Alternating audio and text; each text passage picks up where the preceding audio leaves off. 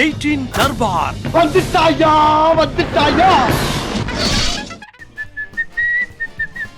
அப்படியே கருப்பா கடையை திறந்து விட்டு எங்கடா ஓடிய என்னடா இவங்க ஒன்றும் பிரச்சனை இல்லை. நம்ம தர்பாரில் ஏகப்பட்ட விஷயம் இருக்கு, எல்லாம் எடுத்து கொடுக்கறதுக்காக தான் உங்களுக்கு, வேற ஒன்றும் கிடையாது. சரி வாங்க நம்ம நிகழ்ச்சிக்குள்ள போவோம். அதிமுக கூட வரலாம், எந்த கட்சியும் வரலாம், எல்லா கட்சியும் வரலாம். மது ஒழிப்பில் உடன்பாடு உள்ள அனைவரும் ஒரே மேடையில் நிற்க வேண்டிய தேவை இருக்குது. மக்களுக்கு மனமாற்றத்தை ஏற்படுத்த வேண்டுமே தவிர இதை தடுத்து நிறுத்தினால் அதன் விளைவுகள் வேறாகும். மதுவுக்கு எதிரான மாநாடா இல்லை என்றால் கூட்டணிக்கு எதிரான மாநாடா என்பதுதான் நமக்கு சந்தேகமாக இருக்கிறது. யாரை அழைத்திருந்தாலும் கூட அவர் தளபதியை விட்டு நிச்சயமாக போக மாட்டார்.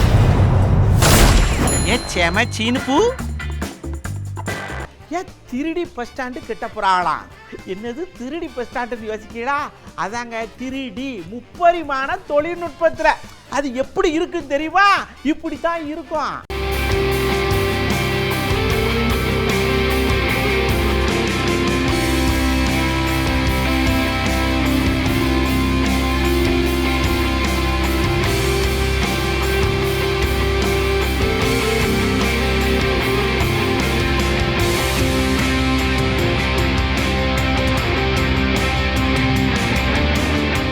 இது மாதிரியே இந்த டபுள் டக்கர் அப்படின்னு சொல்லி ஒரு மெட்ரோ ரயில் வேற கொண்டு வரப்போறாங்க. கீழே ஒன்று போவோம், மேலே ஒன்று போவோம், சர்ரு சர்ரு சர்ரு சர்ருன்னு போவோம். நீங்க வாட்டுக்கு போயிட்டு வந்துட்டு இருக்கலாம்.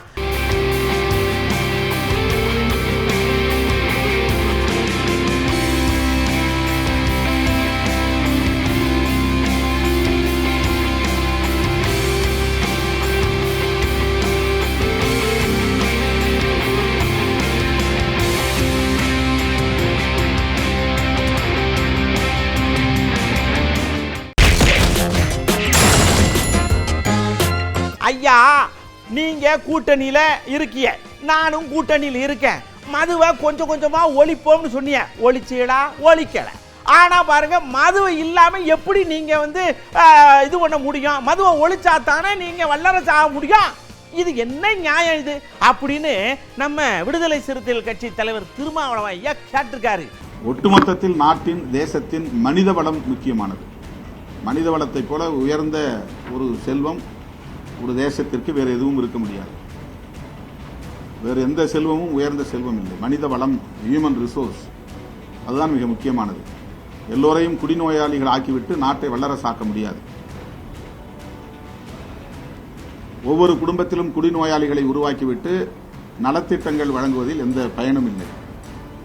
ஆகவே மாநில அரசுக்கும் இந்திய ஒன்றிய அரசுக்கும் இந்த கோரிக்கைகளை வலியுறுத்தக்கூடிய வகையில் விடுதலை சிறுத்தைகளின் மாநாடு, மகளிர் மாநாடு அக்டோபர் 2 நடைபெறுகிறது. எல்லோருக்குமே அதிமுகவும் சொல்றாங்க, ஆனால் நடைமுறைப்படுத்தல. இப்போ வேணா அவங்க எங்களோட சேரட்டும், இந்த மாநாட்டுக்கு வரணும்னு விரும்புறவங்களாம் வரட்டும். அதிமுக கூட வந்து பங்கேற்கலாம், அதிமுக கூட வரலாம், எந்த கட்சியும் வரலாம், எல்லா கட்சியும் வரலாம். மது ஒழிப்பில் உடன்பாடு உள்ள அனைவரும் ஒரே மேடையில் நிற்க வேண்டிய தேவை இருக்குது. இது நாட் ஃபார் எலெக்ஷன். இதை எலெக்ஷனோட நீங்க சம்பந்தப்படுத்தவே வேண்டாம். எங்களை பொறுத்தவரையில் தேர்தல் கூட்டணி அல்லது தேர்தல் அரசியல் என்கிற நிலைப்பாடு முற்றிலும் வேறானது.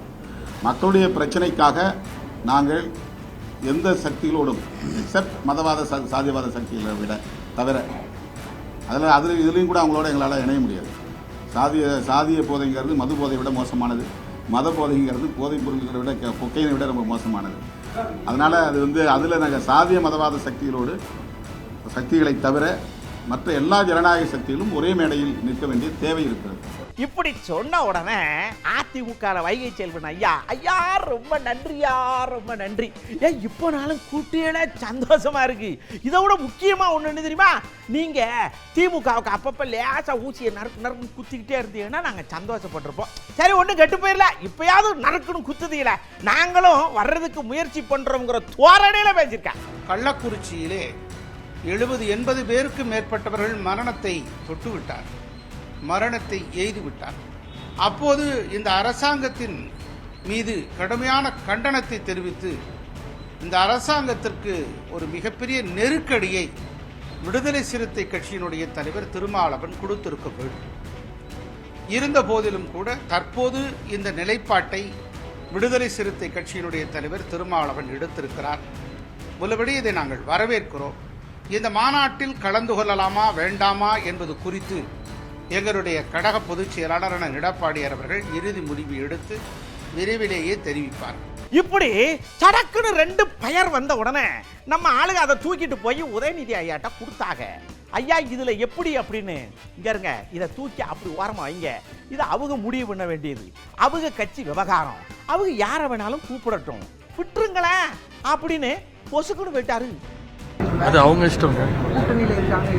இல்ல அது பங்கேற்பது அவங்க இஷ்டம், நீ அவங்ககிட்ட தான் கேட்கணும். இல்ல அது பங்கேற்பது அவங்க இஷ்டம், நீ அவங்ககிட்ட தான் கேட்கணும். இல்ல அது பங்கேற்பது அவங்க இஷ்டம், நீ அவங்ககிட்ட தான் கேட்கணும். அடுத்ததான் நம்ம சட்டத்துறை அமைச்சர் வந்தார். இங்க இருக்க எங்க தலைவரும் அவரும் திக் ஃப்ரெண்ட்ஸ். ஐயா அமெரிக்காவில் இருக்காங்க, இந்தியாவில் இருக்காங்க, கொஞ்சம் கேப் இருக்கு, அவ்வளோதான். நட்புக்காக படத்தில் வர சரத்குமார் விஜயகுமார் மாதிரி எங்கள் நட்பு தலைவருக்கும் இவருக்கும். அதனால கூட்டணியெல்லாம் ஏதாவது அவர் போராட்டம் பண்ணியிருக்காரு, கூப்பிட்டுருக்காரு, அவ்வளோதான், வேற ஒன்றும் இல்லை. இது ஒன்றும் பெரிய விஷயம் கிடையாது. கூட்டணி வீட்டில் போக மாட்டார், நீங்கள் கவலைப்படாதீங்க அப்படின்னு பத்திரிகையாளர்களும் கவலைப்படாதீங்கன்னு ஆறுதல் படுத்தியிருக்காரு. சார் யாரை வேணாலும் அழைக்கலாம், அதெல்லாம் வந்து நம்ம போய் அது குற்றம் சொல்லிட்டுலாம் இருக்க முடியாது, அதில் தப்பு பார்க்க முடியாது. ஆனால் அவர் தலைவர் தளபதியோடு நெருங்கிய தொடர்பில் இருக்கின்றார். தலைவர் தளபதியை என்றைக்குமே விரும்புகிற ஒரு சிறந்த நண்பராக இருக்கக்கூடியவர் தான் திருமாவளவன் அவர்கள். எனவே திருமாவளவன் யாரை அழைத்திருந்தாலும் கூட அவர் தளபதியை விட்டு நிச்சயமாக போக மாட்டார். அடுத்ததான் நம்ம டிகேஎஸ் இளங்கோவன் ஐயா வந்தார்லா. சடக்குன்னு வந்து இங்கே இருங்க, நான் மனசார ஒன்று சொல்லுதேன், இந்த மதுவெல்லாம் ஒழிக்கவே முடியாது, சரியா? நாம் ஒழிக்கணும்னு நினச்சா அது எங்கிட்ட இருந்தால் பூந்துக்கிட்டு வந்துடுது. மக்கள்கிட்ட வேணா ஐயா குடிக்காதிய, குடல் வெந்து போகும், நொரட்டப்பா வீங்கிரும், அதனால குடிக்காதேன்னு வேணா சொல்லலாம். அதை அவங்க கேட்கணும், கேட்க மாட்டாங்க நம்ம என்ன. அதனால மது ஒழிங்கன்னு என்னத்தை சொல்லுது போங்க அப்படின்னு கொஞ்சம் விரக்தியா அதே நேரத்தில் நொரட்டப்பா அளவில் பேசியிருக்காங்க. ஜெயலலிதா தான் மதுக்கடைகளை உருவாக்கினார்கள். டாஸ்மாக் என்ற நிறுவனமே ஜெயலலிதா காலத்தில் உருவானது. இது மக்கள் பழகிவிட்ட ஒன்று, இதை ஒழிக்க முடியாது. உலகம் முழுவதும் உள்ள ஒன்று. குஜராத்திலே இன்று வரை மது விலக்கு உண்டு. ஆனால் அங்கே போதைப் பொருள்கள் துறைமுகத்திலே, இங்கே அதானி துறைமுகத்திலேயே போதைப் பொருள்களை பிடித்திருக்கிறார்கள், மதுவை பிடித்திருக்கிறார்கள் என்ற நிலை தான் இருக்கிறது. மக்களுக்கு மனமாற்றத்தை ஏற்படுத்த வேண்டுமே தவிர இதை தடுத்து நிறுத்தினால் அதன் விளைவுகள் வேறாகும். இதெல்லாம் பார்த்துக்கிட்டு இருந்த நம்ம பாசகல இருக்கிற மகளிர் அக்கா, அதை நம்ம தமிழிசை அக்கா அவங்க வந்தாங்க. இது இந்த 2026 டார்கெட் பண்ணுற மாதிரி இருக்கு. திமுகவை யாரும் அதை நம்புற மாதிரி தெரியல. லேச்சா கலண்டு வரணும், கலண்டு வரதுக்கு ஒரு காரணம் தேவைப்படுது. அதனால இந்த மாநாடு போட்டு லேச்சா அப்படியே உருவிடலாம்னு பார்க்க நினைக்க. நாங்களும் மதுவுக்கு எதிராக போராடுறோம், மதுவுக்கு எதிராக ஆமா அப்படின்னு அக்கா சொல்லியிருக்காங்க. அண்ணன் திருமாவளவன் மதுவுக்கு எதிராக போராடுறாராம், அதுக்கு அதிமுகவிற்கு அழைப்பு கொடுத்திருக்கிறாராம். மதவாத சக்திகள் எல்லாம் அவர் கூட சேர்த்துக்க மாட்டாராம். நான் கேட்கிறேன், மதுவை பற்றி பேசும்போது ஏன் மதத்தை பற்றி பேசுகிறீர்கள்? அது ஒன்று. இன்னொன்று, இப்ப திராவிட முன்னேற்ற கழக கூட்டணியில் இருந்தால் 2026 வெற்றி கிடைக்காது என்பதை அவர்கள் புரிந்து கொண்டார்கள். ஆக இது வந்து மதுவுக்கு எதிரான மாநாடா இல்லை என்றால் கூட்டணிக்கு எதிரான மாநாடா என்பதுதான் நமக்கு சந்தேகமாக இருக்கிறது. நம்ம உத்தவ் தாக்கரே ஐயா இருக்காங்கல்ல, அவங்க கட்சி தமிழ்நாட்டில் இருக்குதாமா, லட்சக்கணக்கான தொண்டர்கள் இருக்காங்களாமா, அதுக்கு மாநில தலைவர் ஒருத்தர் இருக்காராமா. அவர் சொல்லியிருக்கார் ஒரு ஐடியா திருமாவளவன் ஐயாவுக்கு. ஐயா இந்த மாநாடை போட்டு மைக்கை பிடிச்சி கத்திக்கிட்டு நேராக உங்கள் நண்பர் வருவார்ல, வந்தவொடனே ஐயா மது ஒழிப்பு இருக்கலாம் சடக்குன்னு போடுங்க அப்படின்னு சொல்லுங்க. அவர் கேட்டு போறாரு. இதுக்கு போய் எதுக்கு வீணா காசை செலவு பண்ணி நேரத்தை செலவு பண்ணி செத்த வாய்வெடுக்கலாமலா அப்படின்னு கருணையோட சொல்லியிருக்காரு. தேர்தலிலும் முதலமைச்சர்கிட்ட ஒரு கோரிக்கை வச்சு எல்லா கட்சிகளும் சேர்ந்து மது ஒழிப்பை நிறுத்தணும். அண்ணன் திருமாவளவனை நான் வேண்டி கேள்றேன். இந்த மீட்டிங்கை வைக்கிறத விட முதல்ல முதலமைச்சர் ஐயா மு.க. ஸ்டாலின்கிட்ட சென்று முதல்ல மது ஒழிப்பை நிறுத்துங்க, அடியோடு நிறுத்துங்க, அதுக்கப்புறம் நம்ம போராட்டத்தை வைக்கலாம் அப்படின்னு அவர் கோரிக்கை வைக்கணுங்கிற நான் ஒரு அண்ணன் திருமாவளவன் அவருக்கு நான் சொல்ல கடமைப்படுகிறேன். கோயில்பட்டி இருக்கலாம், அங்கே இந்த வாத்தியார்கள்லாம் போராட்டம் பண்ண போயிருக்காங்க. எதுக்கோ போராட்டம் பண்ண போயிருக்காங்கன்னு வச்சுக்கோங்களேன். பள்ளிக்கூடத்தில் ஆள் இல்லை, ஒரு 2-3 பொறுப்பாளர்கள் இருந்திருக்காங்க. அவங்க புள்ளக்காடெல்லாம் வாத்தியார் இல்லாமல் சும்மா இருக்க அப்படின்னு சொல்லிட்டு, வாப்பா இவ்வளவு நாள் பாத்தியார் நடத்தினார்ல, நீ நடத்துவாப்பா அப்படின்னு ஒரு பாப்பாவை சொல்லியிருக்காரு. அந்த பாப்பா வாத்தியாரை விட சூப்பரா பாடம் நடத்துதுன்னா பாத்துக்கிடுங்களேன்.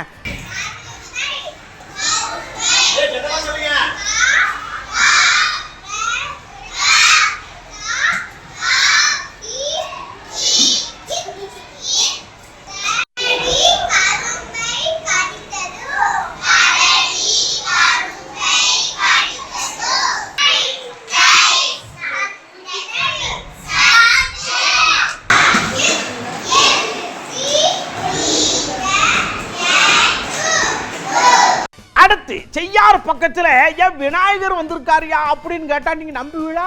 நம்பித்தான் ஆகணும். நாங்க விளைவிக்கிற பொருளுக்கு விலையே வரமாட்டேங்கி, ஏன் பார்த்து செய்யப்பா அப்படின்னு சாமியே சாமி கிட்ட வேண்ட மாதிரி ஒரு வேண்டுகோளை விடுத்திருக்கு.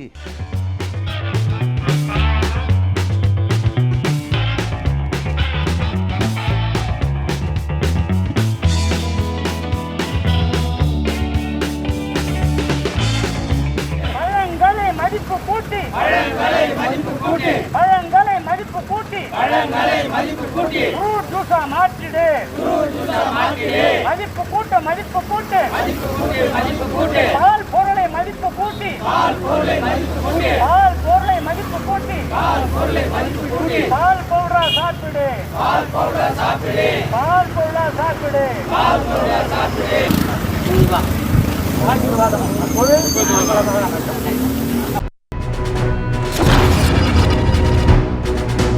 சமீபத்தில் ஒரு அம்மா ஒரு சின்ன பிள்ளைய கொண்டு வாஷிங் மிஷினில் வச்சு பிடிச்சி என்னன்னு கைது பண்ணி கேட்டதுக்கு என் பிள்ளை விபத்தில் இறந்து போச்சு, எழுத்து வீட்டில் இருக்கவங்க பிள்ளையோட சந்தோஷமாக இருந்தாங்க, எனக்கு அது பிடிக்கல அதனால கொண்டு விட்டுன்னு மனசாட்சியே எல்லாமே சொல்லியிருக்குங்க. ரொம்ப வருத்தம் ஆகி போச்சு.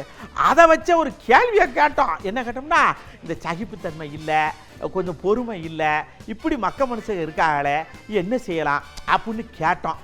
மக்கள் கொஞ்சம் நிகழ்ச்சியாக சொல்லியிருக்காங்க, வாங்கப்பா.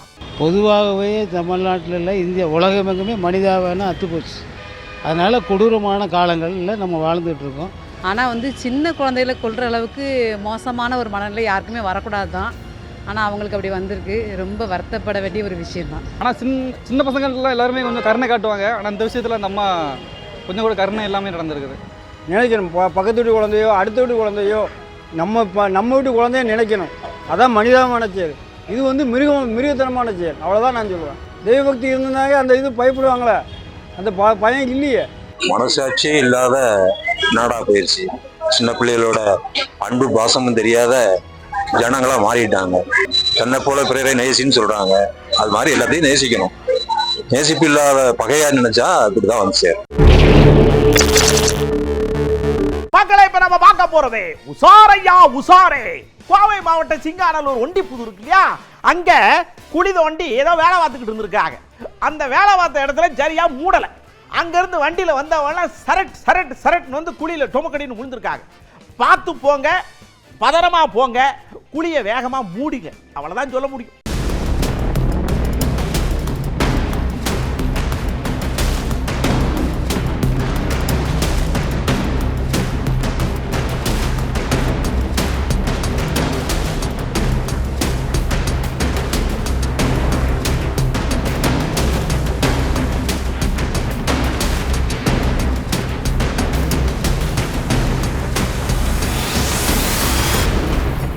இப்படி குடியில விழுகிற சங்கடத்தை நாம பார்த்துக்கிட்டே இப்படி பார்த்தோம்னா வியாடுக்குள்ள ஒரு பஸ் போது, அங்க குடியெல்லாம் இல்ல, வண்டி நல்லா தான் போய்கிட்டு இருக்கு.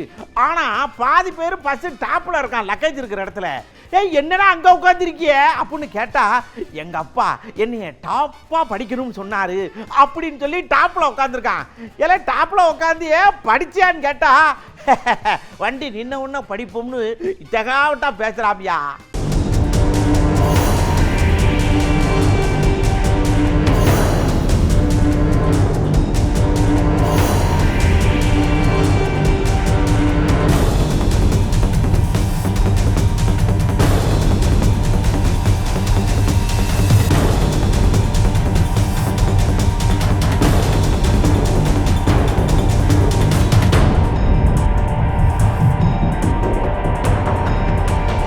இப்படி டாப்ல படிக்கிறவங்கள கீழே இறங்குகிறான்னு சொல்லி முடிக்குள்ள வெயிலில் பிள்ளைகளை போட்டு கருக்கியிருக்கான்.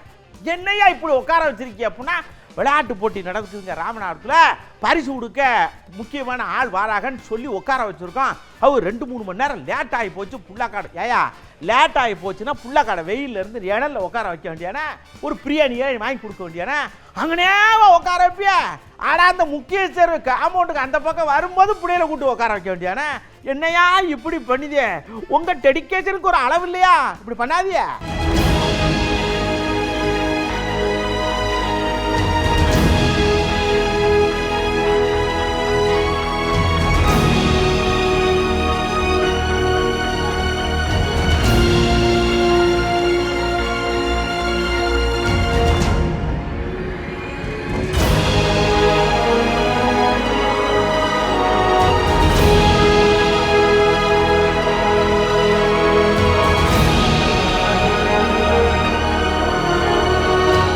தர்பார்ல நீங்க பார்த்த விஷயம் நல்லா இருந்துச்சா? சரி, இத மாதிரி நிறைய விஷயம் நம்ம ரெகுலரா கொடுப்போம்டா. அதனால நீங்க வருத்தப்படாதீங்க. அடுத்த தர்பார்ல நான் உங்களை சந்திக்கிறேன். ஐயா அந்த ஆதார மேட்டரை அப்படியே எடுத்து விடுங்க.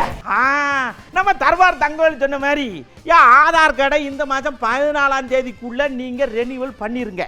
இல்லைன்னா அடுத்து பண்ணும்போது 50 ரூபா ஃபைன் கட்ட வேண்டியிருக்கும். புதுப்பிச்சிருங்க ஐயா. சொன்னா கேளுங்க. அடுத்து தர்பாரில் நான் உங்களை சந்திக்கிறேன். நம்ம தங்கவேலும் வருவா. ஆமா, வணக்கம். 18 தர்பார் வந்துட்டாயா.